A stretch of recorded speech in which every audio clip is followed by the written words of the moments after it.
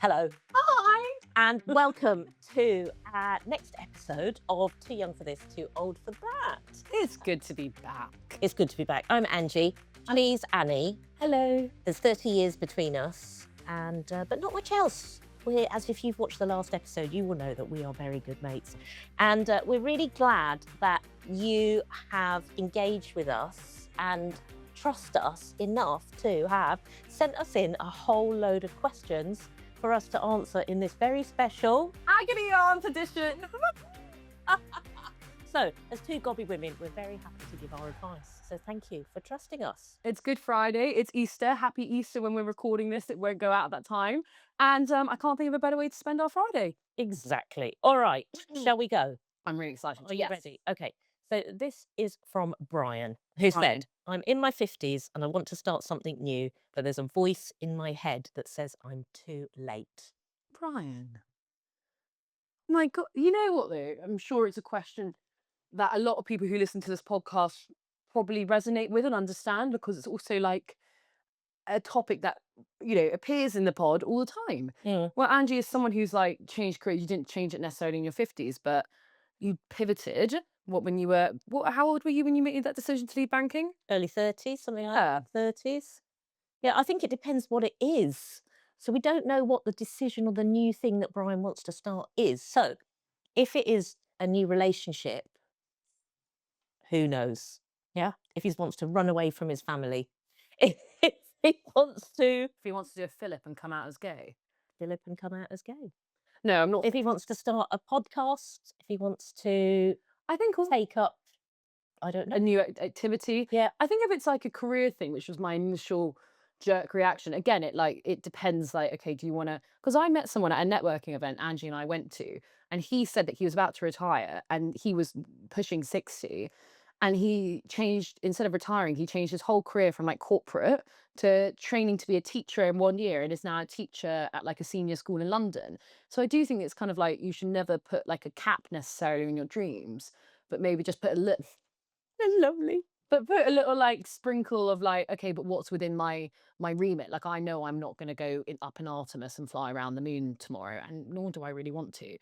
But there's definitely, I think, rooms to be, there's space to evolve. And then also, especially if you're taking up a new hobby, if this is about a hobby, just do it. Just do it. If you want to go rock climb, just do it, Brian. I think if it's not going to hurt anyone else, Yeah. and it's something that you really want to do, there's nothing's too late. I think life's too short not to just give it a go. And Yeah. you only get, today is the youngest you're ever going to be. Annie, she's swallowed some sort of wisdom book today.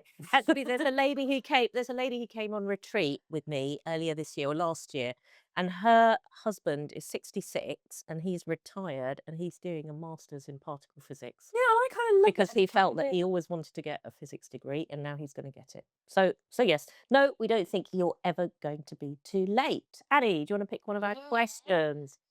I want to do this one. My mum now sends me voice notes that are 3 minutes long, but it's not really her talking. It's just her mostly breathing. Do I need to listen? Do I need to respond? What's your advice? Is that from my child?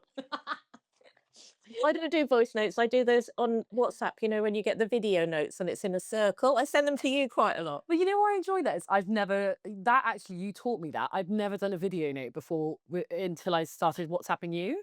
And I was like, okay, that's quite fun. I think the issue here isn't necessarily the voice note, it's the fact it's mostly breathing. Like Darth Vader, like, Sometimes from the inside of a handbag as well. yeah.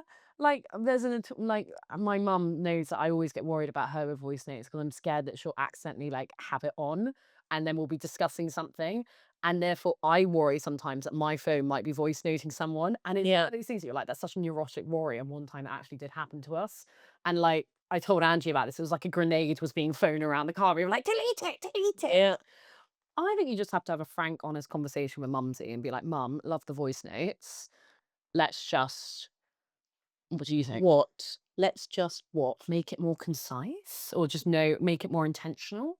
Like I don't mind a 3 minute voice note as long as it's like, there's a reason. You can't just be breathing. No, it can't just be breathing, and it sometimes is really annoying because it takes up time to listen, and it's Yeah. like the voice note is nearly as irritating as someone phoning you, right? Although I love people that phone me and I phone people, Yeah. but it's nearly as irritating. But what I would say is, and I'm reading a book at the moment about love and love in all its I forms, love that. and that's just reminded me of something that's here in my bag. Oh my gosh, which book is that? It's called Conversations on Love. Mm.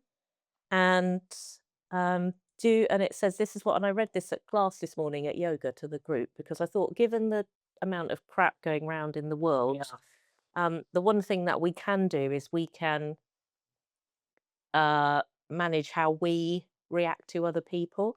And one of those things is noticing, do we notice these subtle opportunities for love which are woven through our daily lives? I used to think love was the feeling hanging between me and my mum on a phone call, a mix of what I felt for her and what she felt for me. But I now understand that love was the act of switching the way I respond to the moment, the intention and the choice to consciously focus on that conversation. And we should seek to see love in this way as an action, not a feeling.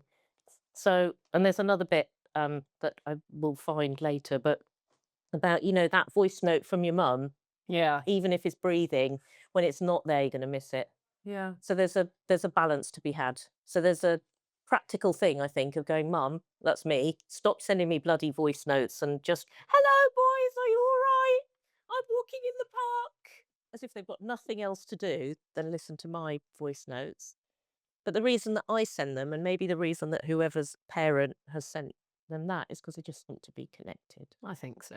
and just show that they love you. And I think the root of So that, suck it up. All the breathing. when it's not there, you'll miss it. Yes. That was beautiful. Oh, thank you. You want to pick the next one?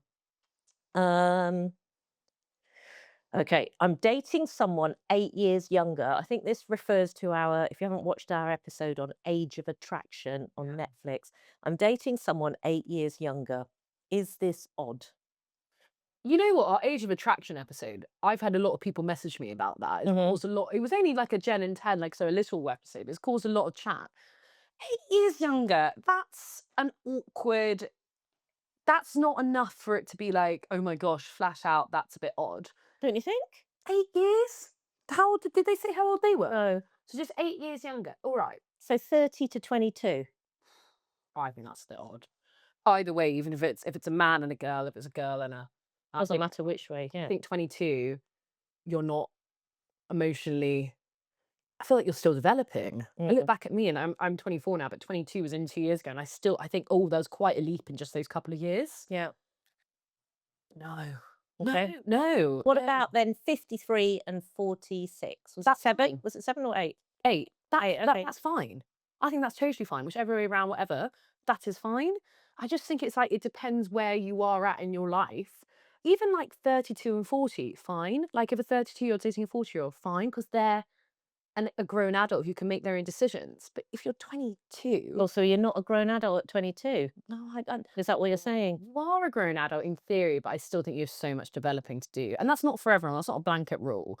Like you see people on Instagram who are 22 and like married with kids and like full on adulting. But my experience of being 22, I was not a full on adult ready to date a 30-year-old. No way. And I don't think many people I know would be either. What do you think? I think you're right. And Yeah. again, I guess you look at it from, it's the percentage of your life of the difference, isn't it? Yeah. Yeah. So someone that's 20, even going out with a 24-year-old, Yeah. that's, what is it, a Yeah. fifth? Yeah, 20% of your life different. Yeah. So 20 going out even with, 28 Yeah. is maybe too much. Yeah. Yeah. Yeah. Whereas when you're 45, someone who's 45 given and someone who's 55, probably there's, well, maybe that's a bit too much. Well, no, I don't even then, know. I don't think that's that weird because I think at that point you could have also lived similar life experiences. You could have Mm, you could be divorced, have kids, have done this, have left this job, have done that. You would have experienced quite a lot of life. mm, Whereas I just don't think many 22-year-olds would have yeah. experienced that much life. This is like a very sweeping generical statement. Yeah. But if we're talking like the average, So it's to do with your own life yeah, attitude and yeah, your age. And, some people, yeah. I Okay. would say so. Right, next one. Thank you to Jane. This is coming from Jane. It's on my phone. Cheers. See, it's a real these are real questions from real people. Jane said, oh, hang on. Now I have to learn how to work my phone. Um, is labeling someone with a name within the family constellation a way of including them or sidelining them? For example, a friend of mine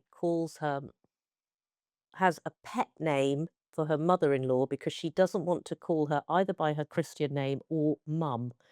So is that a good thing or a bad thing? I find this interesting because I know people who do this, and thank you to Jane. Also, I love the notion of a family constellation. I think that's quite a beautiful phrase. It's a thing from neuro-linguistic programming. It's fantastic. Yeah. Um, I think it's a term of endearment. I think it depends. It depends a little bit what the phrase is, but I know people who do this. I was saying to you when we were going through questions before, they give each other like little like pet names and like it's quite. And for them, it's a term of endearment. Like if you get a nickname, you're probably well in. But this is like okay, so I've been watching on Disney Plus. I'm a little bit obsessed with it. The JFK love story with Carol. Have you seen? Okay, it's like basic and there's a scene that's kind of gone round on Instagram of they all have to write if they want breakfast the next day and coffee. And JFK Jr. didn't write for Caroline. Again, whether this happened or not, but this is just a Oh, fictional. so it's like The Crown, is it? But Yeah, for them. yeah. Yeah. Okay. He didn't write that she wanted breakfast, so she didn't get breakfast the next day or something like that. Right. So it's like when are you in with like Or when are you um in with the family? yeah, yeah, yeah. So I think it was a term of endearment, giving them a family constellation thing. I think that's like, and a nickname is lovely. And then you'd start to be paranoid. Or the opposite. If you're the only one with a nickname and everyone gets called their normal names, then you'd feel like the outside. It's basically, I think, what means you're in. Mm. That's what I think it is. If they all don't have nicknames and then you're called Bunny, or like blonde number five, or like, oh, she's the actress, like he's dating the actress. Or do you remember the musician? Or do you remember when he dated the scientist? If it was like, oh, I'm just another nickname on your bike, how rude. But if it's like, oh yeah, Tarkers or Mitzi, and that's their nicknames for each other, and you don't have a nickname, I'd be fuming. So you just don't want to be the outsider, do you? You definitely don't want to be the outsider. And you wanna be different from maybe other previous But also, partners. you don't necessarily want to be on the inside straight away, I Not on think. the street. It'd be weird if you showed up and, like, the first couple times you were in I think this is, like, if you're a year, couple years down the line. If you're like, "No, I'm here to stay, I'm part of the furniture."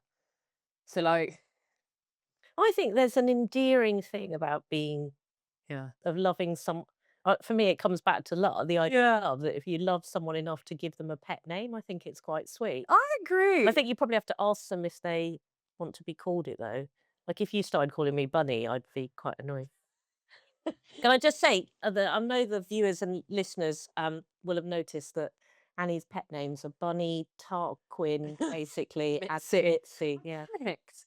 I'm thinking of also, like, I conveniently went to, like it feels quite dynasty or something to have, like, nicknames 'cause it fit Indian families actually have a lot of Do nicknames. they? Yes, so it's really, really common for Indian families because I don't know whether it's because the names were quite long. So my auntie is called Pratibha, Yeah. but everyone calls her Bubbly. I love that And name. it's called Bubbly from when she was, whatever age. Is that 'cause of Pratibha, like, I don't bubbly? know. I don't know, but they call her Bubbly.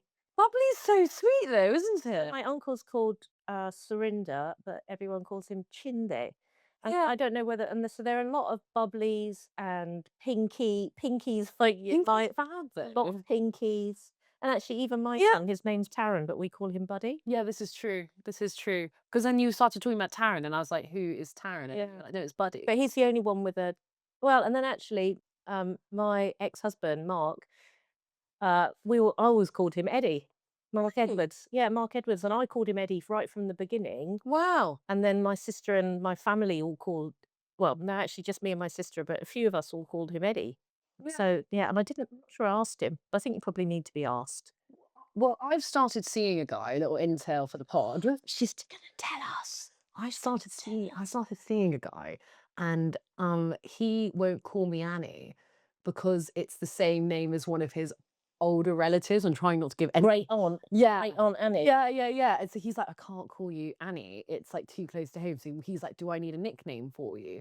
And we're so early into dating. I'm like, well, you can't pick a nickname and be like, this is your nickname. Like what you said about like your ex-husband, like it's like it just happens Over time. organically. But I'm also like, I realized the other day, I don't think he's ever called me Annie. And he's like, no, I just can't. It's because it's someone else's. So I There's so many things I want to ask you about that. But then we might have to put an 18 rating on the podcast. So we might have to have some after hours episodes. basically, overall, I think our consensus is term of endearment, like bubbly, bubbles, Bubbly. bubbly. Bubbly. So I just think, by the way, wins. Not That's an bubbly, amazing, but bubbly. bubbly. Bubbly. That's fantastic. Mm. That's Mm. fantastic. So there you go. Okay. I think you should read that one. My mum thinks I have a TikTok addiction. I think she's got my mum thinks I have a TikTok addiction. I think she thinks AI is human. She hasn't accepted cookies because her data might go to China, but she's therapizing herself on AI. I think this might be one of my sons because we have had a 20-year or however long it's been that the internet has been invented argument about, when they're on an app or whatever and Yeah. it comes up with, do you want cookies? They just go, yes, accept. And I still, to this day, go, no. And I go through and I turn them all off. And then I go, selected choices only because I don't want anyone having my data. Basically, Angie is that meme. I was just trying to find it of when it's like you accepted too many cookies from China and you accepted too many cookies and now you're going on now you're fighting for China in World War III. But I haven't seen that. But so I don't want someone else having all my data or knowing what I've been browsing on IKEA.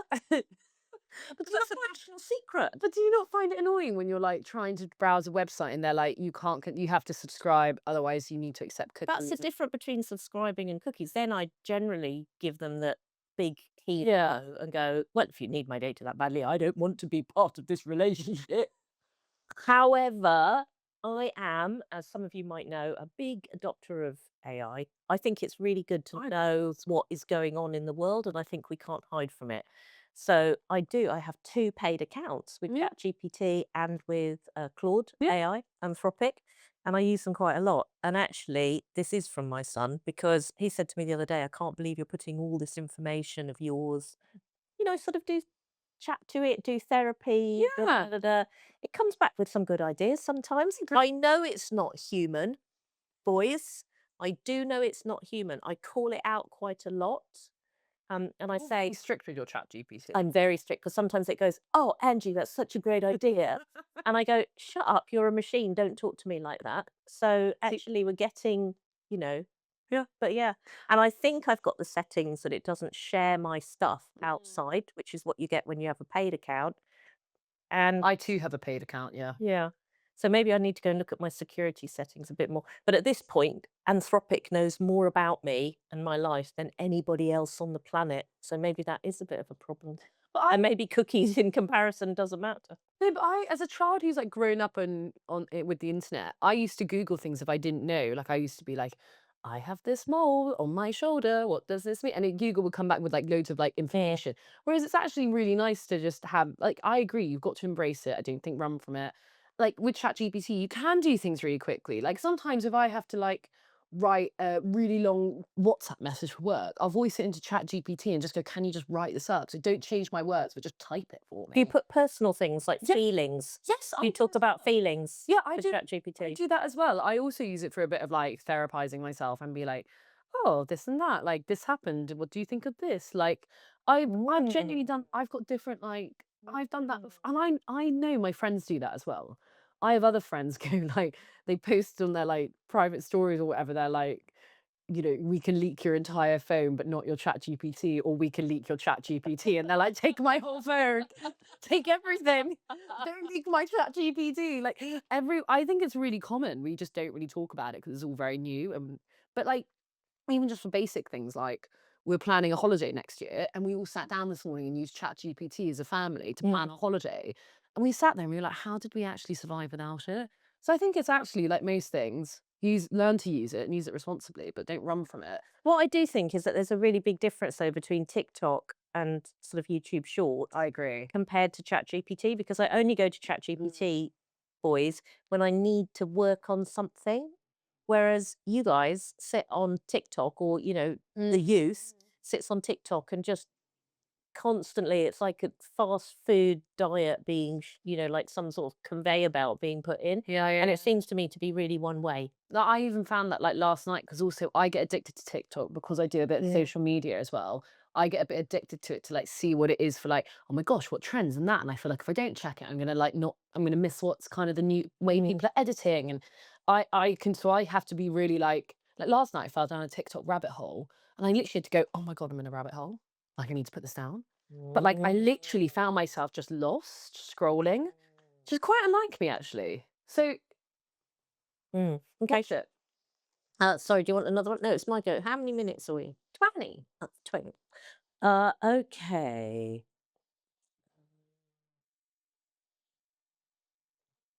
My mum still introduces me to her friends and people that we meet as my baby. I'm 26. When does this end? What do you think? How does your mum introduce you? Not as my baby. I'm gonna be really blunt on this. I think that possibly should have ended like maybe 10 years ago. Maybe. Like my baby. Well, you're her baby. You're the Yeah, I youngest think one. you are, but to introduce you as that. Like mum at home will be like, if someone's upset us, my mum will go like, "That's my baby." It's like, like that. But I think if you're like, if my mum introduced me every time to Mhm. people as my baby, and it wasn't in like a jesty way, I'd be a bit like, "Mum, we've got to." I'd cringe. I don't know if I would actually say it Okay. because I think I'd feel bad because it's a term of affection as well.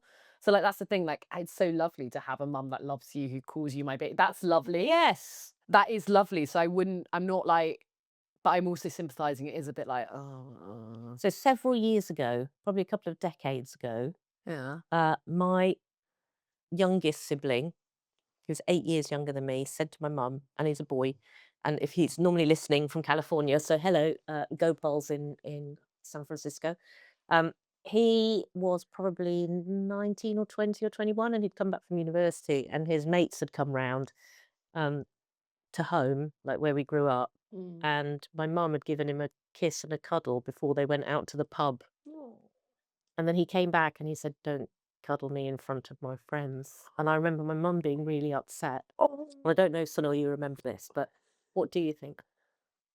I can't help it. So I'm the same. I cuddle the boys. When you Before say they go. cuddle, what do you mean? Like, because I associate cuddle with like a prolonged, is it like a?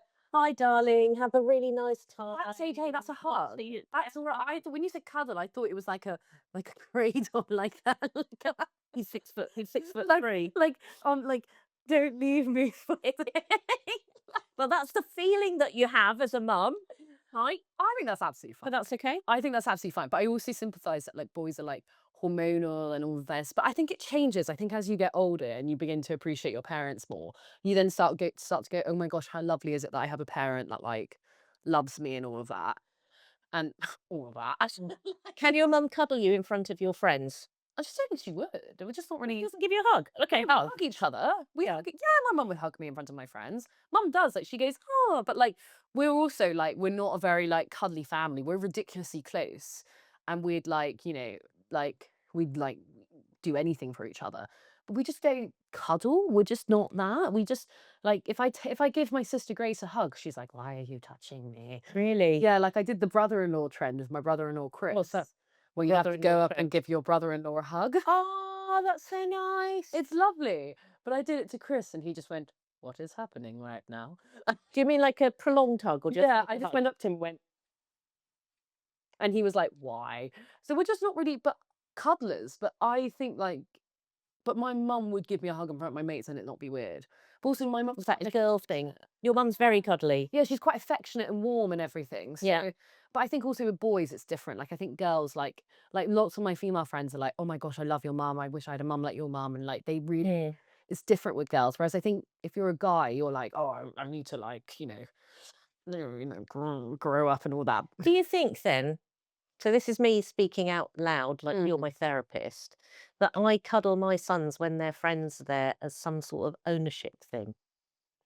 I don't think it is. I Ask me think it that is. question. I don't think it's ownership, but I think it is to say there's a little bit of I'm still important in I'm still Yeah, but important in your life. well, I want to know what. I need to show everyone. Well, I think to ask this question, we have to answer like not well, at least touch on like mothers and sons because I do think it's different. Like mothers and sons, mothers and daughters. I think there is something in there. So I've openly said like still like not fully because I'm not a mother, but understand mothers of sons a little bit more ever since I had my nephew and godson Arthur because I literally look at him and I'm like, no one will be good enough for you. You are the sun beams down on his head.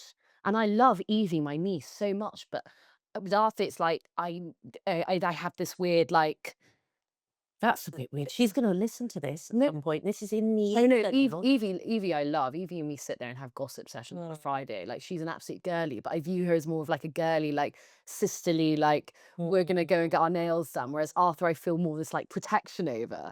So it's like Interesting. love is the same. Okay, but so I've got a different. question for you then. Yeah. If you're going out with someone Yeah. and you're around their house, Yeah. they're like parents' house, Yeah. mum keeps cuddling, hugging, like not in any weird cuddling. I Like say, they're leaving the house, the mum gives them a hug. yeah.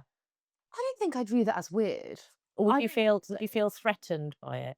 I don't think I'd feel threatened by it if me and the mum got along. I think it is only weird when like the mum like you know what I mean. There's all these stories of like mums being like mother-in-laws being like my darling baby, like or Crazy Rich Asian where she says at the top of the stairs she goes is it Michelle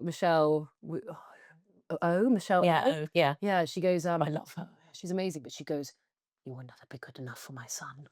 And literally, it's like, oh, like there's that. So I think if the worst I got was a mother-in-law just hugging my son before we went, my partner before we went to the pub, I'd be like, that's lovely. And I think you want them to have a good relationship with their mum. Generally, men who like their mothers or like have siblings or have good relationships with women and females are usually like good eggs. Like, I'm not saying if you have a bad relationship with your mom, you're a bad egg. I'm not saying that. But like, it's usually a positive sign though. It's usually like, oh, they respect women, they like females, if they can have a platonic friendship.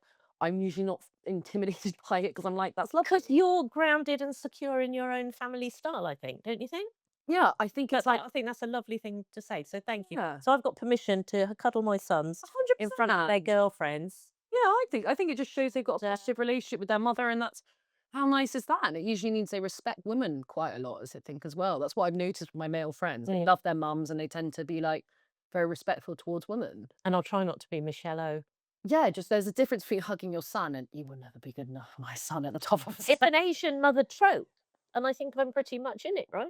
And I've got 2 sons as well, so it's You're not an Asian mother trope. You are far from you it. see me with the boys. I don't think you are at all. I really, really do. I would joke about it if you were. It'd be too easy to make a joke about if you. You think? Yeah. Our next question, I think, is going to be quite a heated one. Is my mother claps when the where is it? Yeah, that one came in on the text. So this is from Jake.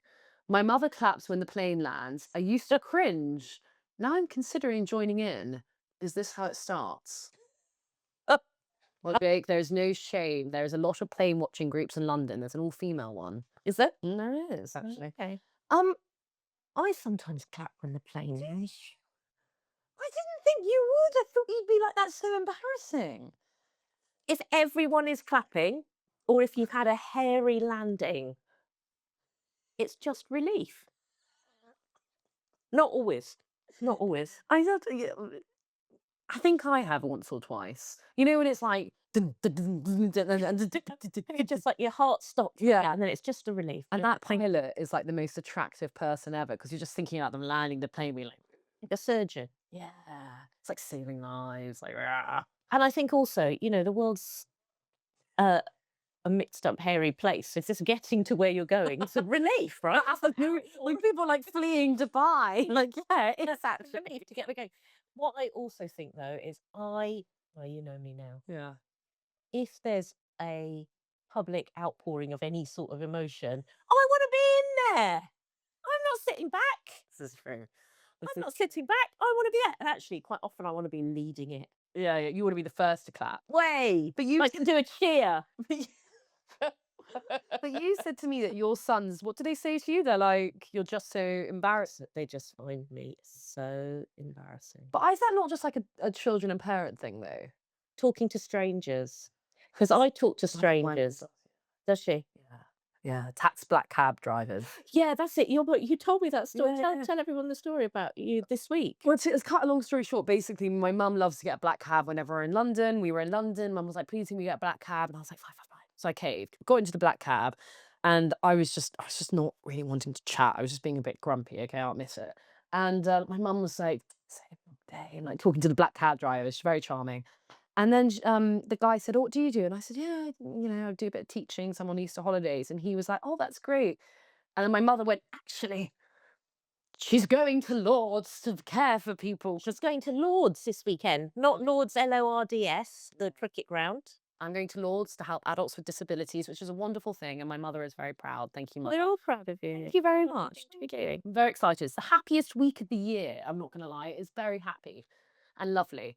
Anyway, by pure coincidence, the taxi driver goes, "Oh my gosh, my daughter is going to Lord's on Sunday, called Ellie, and she has a form of dwarfism, and it's her favourite week of the year because she is not judged and she's with people and no one's looking at her and she's just seen to be Ellie rather than Ellie with, like this Yeah. Down syndrome." And so he was really emotional. It was a really emotional, wonderful chat. So just goes to show you, when you're being a right grumps, talk to strangers because you actually might form a really lovely connection. But he said it made his day. So So that for me is it about the talking to yeah, strangers. Is that and really my kids find it so like bum clenchingly embarrassing. yeah, And in fact, Buddy will sometimes wander off because we're just like, oh freaking hell, here you go, she's going again. I feel like I've met some really interesting people and made some beautiful connections. yeah. Right? I remember my mum sitting next to me once. We were going to a thing in London, and we were on the tube, and I got my hand cream out of my handbag, and I put some hand cream on because I always have dry hands. And then I noticed the lady next to me on the other side was looking at the hand cream, so I offered her some hand cream. And we Oh, ended up chatting, and she was going to go and sing in a concert in a choir in a church. And we ended up chatting, and now follows my newsletter. oh, But my mum was absolutely mortified as well. That I'd really? spoken to a stranger. Really? Yeah. That, why did you do that? Why are you doing that? You know what? You're drawing attention to yourself. So I don't know. I think that emoting in public Yeah, is a good thing generally, yeah, because I think people need connection at the moment. yeah, yeah, yeah. But I think there's probably a level at which it goes over the line, and I That know is lovely. quite often I am over the line.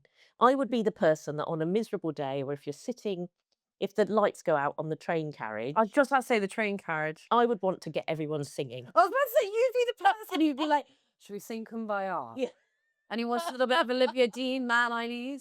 What's that? You know, the Come Be the Man I Need. So, I've no idea what Angie. I've got no idea what.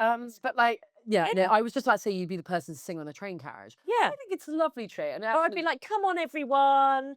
Is everybody okay? Has anyone got water for this lady? Like, I'm the person that if there's someone looking, hyperventilating, yeah. I'll find someone with a glass of water. So even today on the way here, there was a lady with her bump on board badge Yeah. and no So arsehole on the train was giving her the seat. So I said, come on, shall we get you a seat? yeah, yeah, yeah, She yeah, had yeah. her partner with her as well. Yeah. But he was just standing there going, oh, no one's giving us a seat. It's like, come on, man, pull your finger out of your bum and ask someone to get up. Yeah, mega ick. Mega Yeah. ick. So Yeah, I think that general emoting in public is a good thing. I We have to agree. remember we're all humans. And also, like, like with the thing with my mum on the weekend, it can actually make someone's day. And I also think that's why you have so many friends. You draw a lot of people and attract a lot of good energy. And I think it's because you are so open to connection. I think it is like, if we're talking like energy and universe, sort of, But then also, should you think about the person that you're with and whether that emoting of energy outwards, again, it's a bit like the pet name, do you need to take their feelings into account before you be yourself? it's fine. Because, like I said, like, if they don't want to talk to someone, as long as you're not like with a mate and you ignore the mate and you're like, hello, I'm going to talk to you and give all my energy to you randomly. I did that the other day because I was with someone who I don't know very well yet. And Yeah. all the conversation was a little bit awkward, and I Gay. turned the As your sister would. No, what did your yeah, it's sister? like, maybe we'll leave that one. Yeah, no, it's fine. But also, yeah, Yeah, you know, at what point do you draw it back? So yeah. you could clap on the plane, but Mm. do you want to be the person leading the clapping? I think they're two different things. Who's the first person to clap on the plane? So to our To Jake. Jake, yeah, there's a difference between joining in the clapping and being the first clapper. Maybe. Did we answer that one? Being the first clapper. Is that a rude said? No, it just makes me laugh. Not clapping bum cheeks. That's nice. Mike, you can put that in an outtake. Do we have any more questions? Let's finish on one last one. Go for it. It's such a fun episode. I've really enjoyed this one. Should this just be the podcast now? Is that we just voice our opinion on scenarios? Anybody knows anyone at The Guardian, Oh, yeah. or anything, any other publication like that who might want a multi-generational Agony Aunt duo, or someone to talk about multi-generational issues, please can you put us forward? And we would like to, we'd love to do this. We want to a be your bit more. agony aunties. My parents don't understand my relationship choices. I don't understand theirs. Is this just the circle of life? We're going to leave this one anonymous for the sake of the person's privacy. I think initially when I heard relationship choices, are they someone who's like, is it because they're living like a different sort of relationship? Is it like they're, you know, I d- no, actually, no, might take that bit out. I think we might not answer this one. Yeah. I think it's probably just going to get us into trouble. I think there's no way we can, because immediately I was like, they're in a throuple and the parents don't understand it. Or what? I don't know how to. Yeah. I read this thing. No, yeah, I read this thing the other day about ethical non-monogamy. Oh. Have you heard of that? That's definitely to be not in a monogamous. Yeah. They It's agree to definitely not a Gen. What am I? Gen X. Yes, It's definitely not a Gen X thing. That no. having labelled. Yeah, No. Can I be so real? I think it's cheating. I don't have the strength of character for it. I'm a strong individual. I like myself, but I want the person I'm with to only be with me. And you know what? I totally respect what other people do. Freedom of choice, like personal freedom. It doesn't bother me. I don't care. But personally, for me, oh God, no! Just please be with me and only me. Thank you so very much. And would you tell your mum and dad you were in an ethical, non-monogamous relationship? To me, it just sounds like cheating. Yeah, I could. But so I guess I have a moral objection to something like that, and also this idea that you just keep naming stuff, Yeah. giving them new names and new acronyms just to make it sound like it's okay. Is it? Maybe is it what I'm a relationship dinosaur. is that what it I is? believe so. I just couldn't. It's just not for me. I really like to. Would you tell your mum and dad though? That's the question. I mean, Or would your mum and dad, if you were mum and dad in an ethically non-monogamous relationship, would you tell your kids? it's a notorious thing on cruises, right? Because How do you know? Because we've gone on a lot of cruises as a family, and I remember one time we saw a pineapple on the door suite of one of the rooms, and I remember I was Like a real pineapple. Hang on, a real pineapple. it was like a sticker or something, Okay. a pineapple, and I was like, Mum, Dad, what's that about? And they were like, oh, and my sisters were laughing, and they were like, and then they were like, it means they're open to swinging, and it's a thing. No. And then Facebook group, they put like pineapples up. So me and my sisters had a deep dive on this and had a right giggle. But on cruises, it's an actual thing. Like these like middle-aged couples go on these cruises. I think particularly on American ships. Sorry, I'm outing it. And they put pineapples on their doors to say that they're okay with swinging. I think it is pineapples. Yeah, like upside pineapple. Such a sheltered life. What do you know about these things? Blimey. Yeah. Well, on which note? If you see any upside down pineapples, it's not decor. Because I've been upside down pineapple. I think so. Yeah, I think so. I think so. Well, hang on, just while I wrap up, Annie's going to check that because it's important that we know. Thank you very much for watching our first inaugural Agony Aunt, Annie and Angie, Agony Aunts across the ages. It's true. On the cruise ship, people in the swingers community will put a pineapple in their stateroom door to let others know. If the pineapple is upside down, it means the couple is actively looking for others to have fun with.